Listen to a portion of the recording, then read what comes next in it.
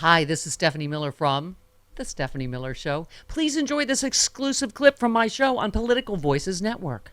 The special counsel investigating Trump's efforts to cling to power after the 2020 election has subpoenaed staff members from the Trump White House who may have been involved in firing the government cybersecurity official, something you know a little about, whose agencies judged the election the most secure in American history.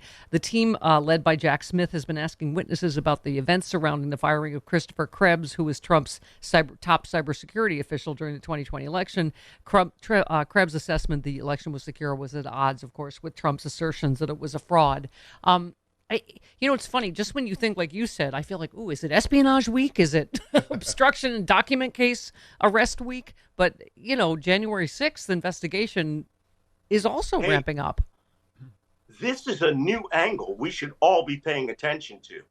Christopher Krebs was actually fired by a political commissar that Donald Trump had put in there for the purity of the administration. And when he said the free and fair election, they got rid of him. This is an entirely new angle of investigation because Krebs came out, validated the election. Now, an illegal firing, going there using the same people who would have put together the elector scheme, it means that you were out to make sure the election was corrupt and you had to eliminate the one guy who would give credibility to that.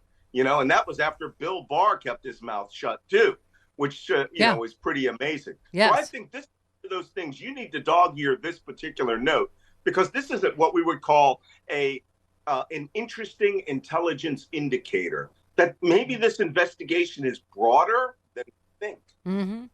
What do you think is, before we go, the most significant development, though, in the classified documents case? There's been a lot of bombshells, but it does seem to indicate that Jack Smith is at the end, which I mean, again, I don't know, it's this week, but man, it seems like we are, not just an obstruction, but as you say, more and more people saying this looks like he is going for Espionage Act.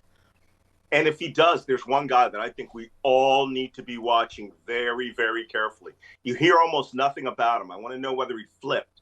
Kash Patel. Oh. Kash Patel was a mid-level loser who was in the congressional, in the House Intelligence Committee, who had gone over to the White House. He was the guy that was working with Devin Nunes to leak all sorts of classified to Nunes.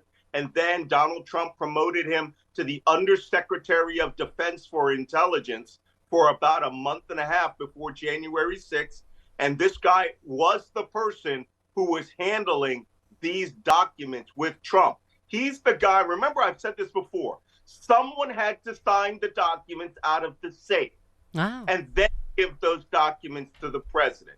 My money is on Kash Patel. Wow. This guy was a coffee runner who should never have been near anything related to classified. Oh, and on January 4th or 5th, they were talking about appointing him as director of the CIA. Yeah. So be aware of anything that happens to Kash Patel. I wouldn't be surprised if he got indicted. Wow. All right. And we end with a bombshell. Yeah. Okay. Black Man Spy, fantastic. I've been on it, so you know it's good. Yes. I mean, and the Substack is going to be up later. We have linked to everything at stephaniemiller.com. Yeah, Malcolm. All right. See y'all. All right. Love Thanks. you. There he goes, Malcolm Nance, super spy.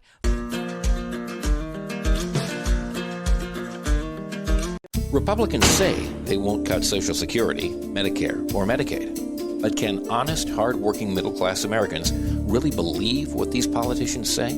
Republicans said they wouldn't overturn Roe v. Wade. Here's what Supreme Court Justices Gorsuch, Kavanaugh, and Coney Barrett said during their Senate confirmation hearings. Roe v. Wade. It is a precedent of the United States Supreme Court. A good judge will consider it as precedent of the United States Supreme Court. Roe v. Wade. It's settled as a precedent of the Supreme Court. Roe is not a super precedent, but that doesn't mean that Roe should be overruled. Well, we saw how that turned out. They played us for fools. Tell your elected officials to keep their hands off of our Social Security and healthcare benefits. Fool me once. Let Majority Rule was responsible for this message. LetMajorityRule.org is a project of the Marvin Lucas Super PAC, which is responsible for and paid for this ad and is not affiliated with or authorized by any political campaign or candidate or candidates committee.